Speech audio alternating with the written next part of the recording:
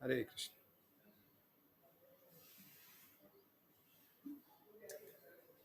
Hare Krishna. Welcome to all the devotees in today's session of the Secrets of Bhagavad Gita. Today we are going to discuss Bhagavad Gita chapter 2, text number 2.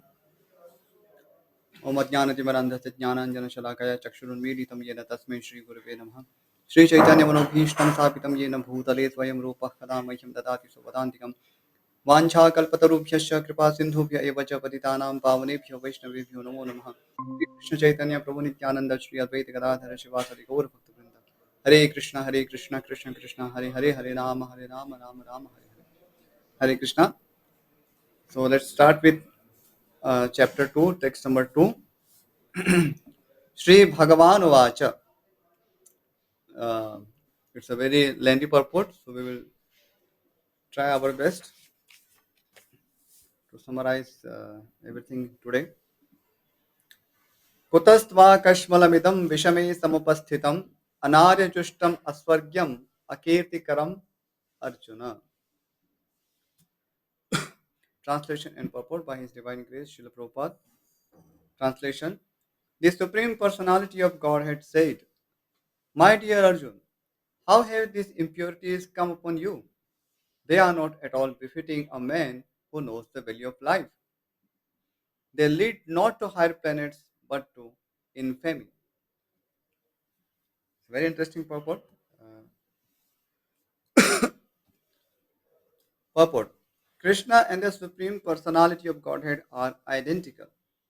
Therefore, Lord Shri Krishna is referred to as Bhagavan throughout the Gita.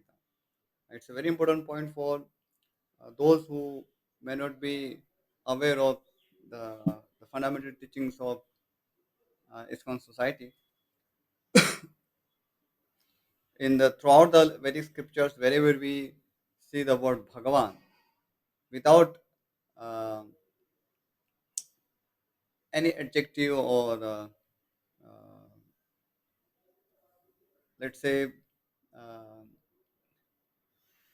without any uh, without referring to any specific demigod, then this particular uh, epithet refers to Lord Shri Krishna, and that is the reason why Vyasadeva he particularly addresses Lord Shri Krishna as Sri Bhagavan. So sometimes even great saintly personalities such as Narada, they are also referred to as Bhagavan. But when they are referred to as Bhagavan, generally they are addressed with their own name. For example, Bhagavan Narada Uvacha, something like that, or Bhagavan Vyasa Uvacha. but, but when there is no such adjective used in address, and uh, when it is particularly mentioned with Sri Bhagavan Acha, then it refers to Lord Shri Krishna. And why this point is important? Because uh, Bhagavad Gita is the fundamental book of Sanatan Dharma. We had already discussed that there are many texts of knowledge in Vedic literature, and Bhagavad Gita is out of the Smriti Granthas. It is a very important text because it appears in Mahabharata, and it's the essence of knowledge, we can say. So, uh, once we understand that who the Supreme Personality of Godhead is, then we can really begin to understand the teachings of Bhagavad Gita. Otherwise, just by uh, academic academic approach, we are not going to understand the real teachings of Bhagavad Gita, and that's why we call these classes as the secrets of Bhagavad Gita, because this knowledge of Bhagavad Gita, or say knowledge in itself, is very confidential. It is not revealed to anyone. So, to receive such knowledge, one has to be submissive and surrender to the uh, authentic sampradaya. So only in the disciplic section of succession of authentic sampradayas, we can really get the true teachings of uh, the Vedas. And that is why, from the very beginning of Bhagavad Gita, Srila Prabhupada carefully mentions that here Sri Bhagavan refers to Lord Shri Krishna and it does not refer to anyone else. So, particularly in this context, when it is preceded by the word Sri, it directly refers to the Supreme Personality of God. So, once we understand that Sri Bhagavan refers to Lord Shri Krishna, so whenever Lord Shri Krishna say that surrender unto me or surrender unto the Bhagavan, it means that we have to understand that we are supposed to have pure devotional attitude towards the same Supreme Brahman, the Supreme Personality, Lord Shri Krishna. Not that we sometimes some rascal commentators, so-called modern commentators, they try to present Bhagavad Gita in such a way that it was not spoken by Lord Shri Krishna or Lord Shri Krishna uh, become an instrument, but actually it was spoken by something we don't know. That's what they conclude. So, or they may give something, some name like this Baba or that Baba, but that is not the reality. So we should clearly understand that it is referring to the same Supreme Personality of God and Sri Krishna, who is standing in front of Arjuna, and he is the one who is going to he is speaking these words, and he is the one who is demanding surrender from Arjuna. Okay.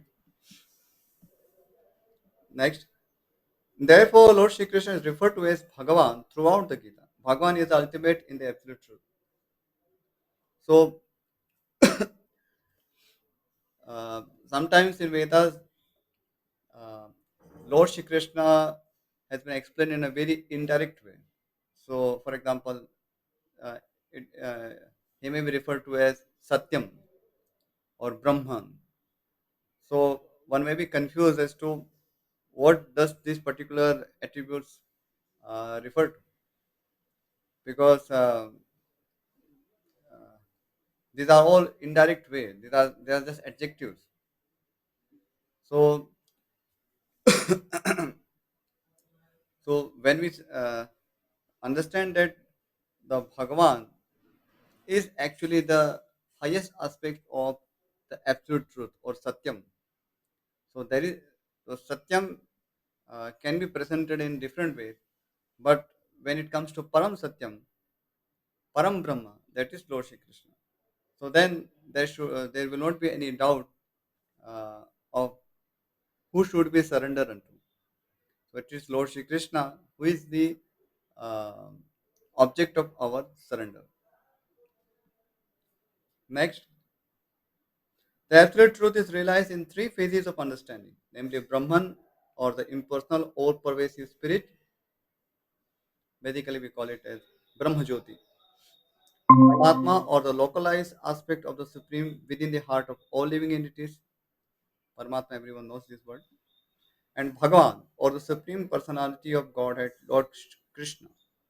Sometimes uh, uh, followers of Sanatan Dharma may face with the confusion that the word Bhagwan has been referred to uh, indicating many demigods. For example, Lord Shiva, Lord Brahma, Lord Indra. So, how do we see this? Uh, why should this particular word, Sri Bhagwana, refers to only Lord Shri Krishna and no one else? So, uh, for to understand this, we should uh, see the traditional context of how the word Sri Bhagwan has been used. So, where it may be that the word Bhagavan alone could have been used to refer to so many other great personalities. or other devatas or rishis or great devotees. However, when we see Sri Bhagavan, so whenever we see the word Sri Bhagavan, it refers to only Lord Sri Krishna. And this is the Vyasdeva's version who compiled the four Vedas. So there shouldn't be any doubt. And Lord Sri Krishna personally accepting this title from Arjuna. So, and he himself is declaring in Bhagavad Gita that he is the supreme. So, uh, Bhagavad Gita is such a uh, unique grantha or book that the author is the supreme person, Lord Shri Krishna, and the subject is also the supreme person, Lord Shri Krishna. So you, that's why Srila Prabhupada many times in his lectures and other books, also in Bhagavad Gita, time to time he mentions that there is no actually uh, any need of any interpretation to understand Bhagavad Gita because the teachings are understood in a very direct manner. Lord Shri Krishna is present next to Arjuna. Arjuna is confused, and Lord Shri Krishna is speaking to Arjuna. It's very clear that he is Sri Bhagavan. And throughout Bhagavad Gita and other very text, whenever there is word Sri Bhagavan, it refers to only Shri Krishna. Because in the terminology of logic, it's called Rudhir Yogad Baliyasi. So Rudir Yogat Baliti means the traditional contextual meaning is more important than the literal meaning of the text. So uh, the word Bhagwan may be referred to so many other devas and great rishis. However, when you see the word Sri Bhagwan, it refers to only Shri Krishna. We don't see any other instance where the word Sri Bhagwan has been referred to anyone else. So that is the conventional, traditional meaning of the word Sri Bhagwan. So uh, we should not argue on the literal meaning that this Bhagwan and Sri Bhagwan actually there is no such big difference. So all is same, but all is not same because we are not supposed to take the literal meaning as everything. First of all, we have to consider the Rudhi meaning. Means conventional or traditional meaning. So, in the old disciplic successions or authentic sampradayas, the understanding of the word Sri Bhagwan means the supreme personality of God, and it refers to only Lord Shri Krishna and no one else. So that's the understanding we should keep in mind while studying Bhagavad Gita. So then everything else will be very easy to understand. Otherwise, if you are still confused with the supreme entity, who is maybe it refers to Shiva or something, or Shakti or Ganesha, then we won't be able to take any advantage from the Bhagavad Gita. Okay, let's continue.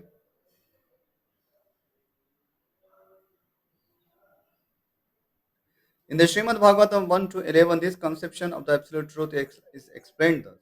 Varandi tat tattva vidas tattvam yajnanamadvayam brahmeti paramatmeti bhagwaneti shabdyate. The absolute truth is realized in three phases of understanding by the knower of the absolute truth, and all of them are identical. Identical means um, they are the same. It refers to only one entity, not that Brahman refers to something else and Paramatma refers to something else or Bhagavan refers to something else. Actually, it refers to only one single entity, that is Lord Shri Krishna. Such phases of the absolute truth are expressed as Brahman, Paramatma, and Bhagavan. These three different aspects can be explained by the example of the sun, which also has three different aspects. Now, Srila Prabhupada gives an analogy of how to understand these three aspects. I request don't don't give these reactions during the class because it actually distracts me.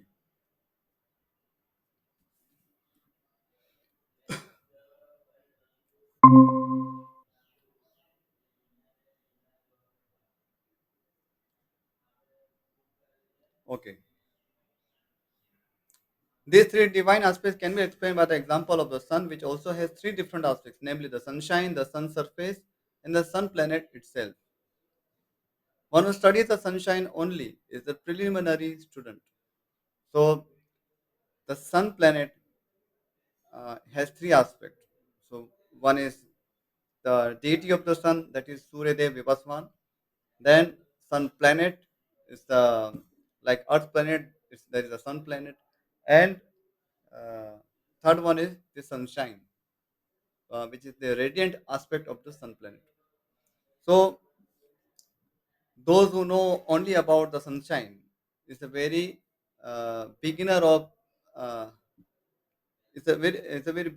beginner in the understanding of the sun planet. If he concludes that sun planet means sunshine, so he is partially right, but is not absolutely correct because sun planet does not mean only sunshine. Sunshine is also an aspect, inseparable aspect of the sun planet, but in and of itself, it does not constitute the complete understanding of the sun planet. Next, one understands the sun's surface is further advanced. So those who understand that there is a sun planet has some surface, some proper shape. It is not just radiance, but it also has some dimensions. So that person is considered an uh, advanced students who know what sun planet means. And one who can enter into the sun planet is the highest. So that person must be very rare who can uh, go to the sun planet and meet the presiding deity of the sun planet, that is Suryadev Vivaswan. His name is Vivaswan. So only advanced yogis could enter the sun planets, or great warriors who die for the cause of dharma, they directly attend the sun planets. So they have the privilege to meet the sun god Vivaswan, which is also heavenly planet. Next, ordinary students who are satisfied by simple understanding the sunshine, its universal pervasiveness, and the glaring effulgence of its impersonal nature may be compared to those who can realize only the Brahman feature of the absolute truth. So similarly, those who understand the supreme truth as if something Brahma or some simply a effulgence, impersonal effulgence. So that is a beginner in the study of Brahman or the supreme personality, supreme absolute truth. Let's say, to be very specific. The student who is advanced still further can know the sun disk, which is compared to knowledge of the Paramatma feature of the absolute truth.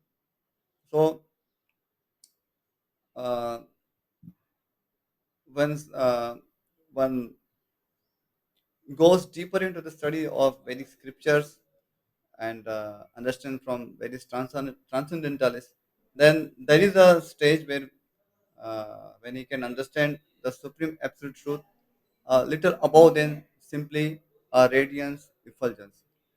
So he understands that the supreme absolute truth is presiding in everyone's heart as Paramatma.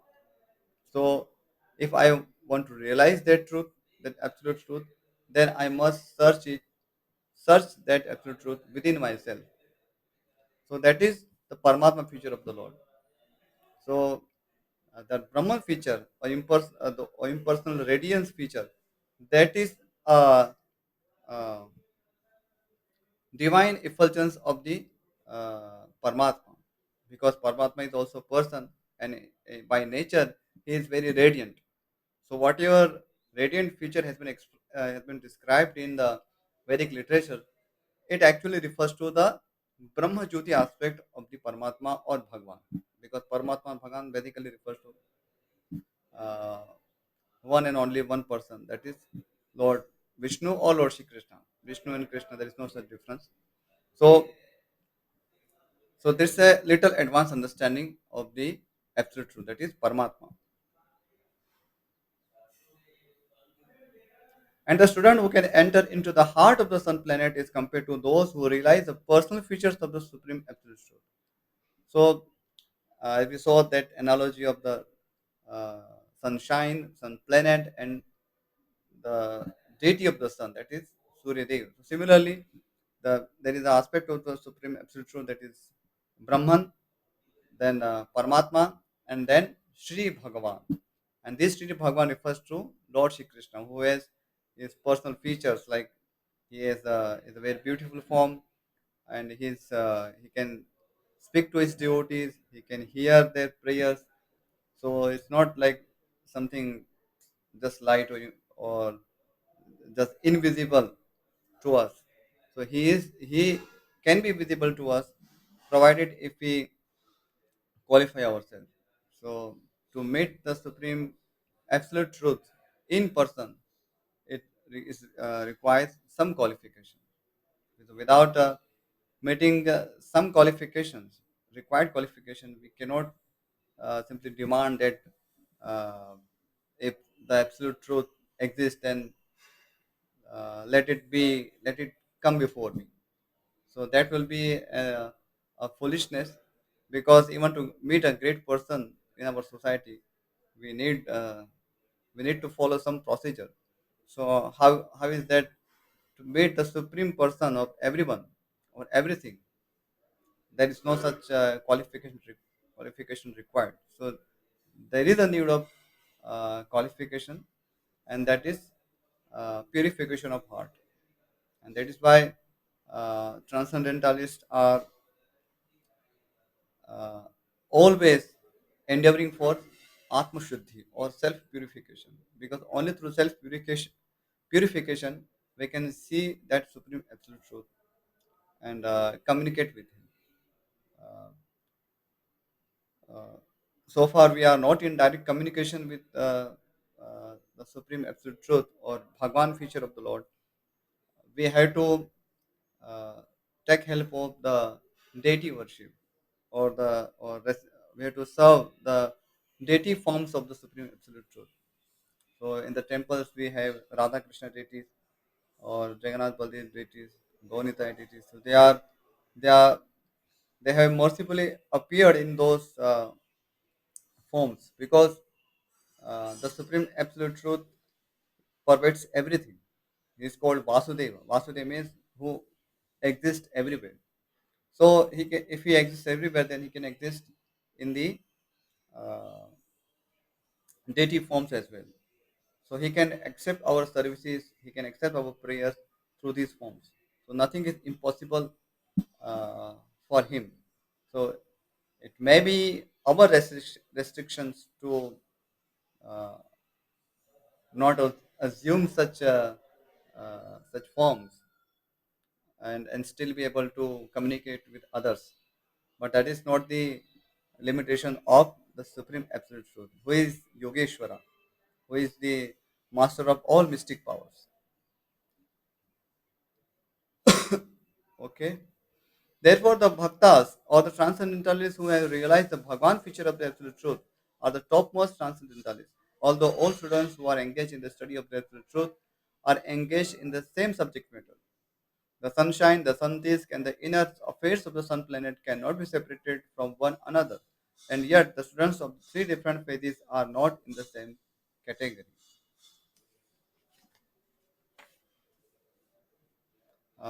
Maybe I think we should stop here, because I think it's a very long purport and it will take some more time. So let us stop here. If there is any question, we can take, and if there are no questions, then we can conclude here.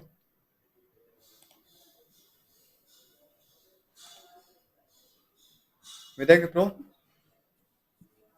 shall we stop here now? I think Vidyak Pro is busy somewhere. Okay, let's stop here. वाञ्छाकल्पतरुभ्यश्च कृपासिन्धुभ्य एव च पतितानां पावनेभ्यो वैष्णवेभ्यो नमो नमः. श्रीमद्भगवद्गीता यज्ञ की जय. श्रील प्रभुपाद की जय. Hare Krishna. So we will continue this purport next day. Okay.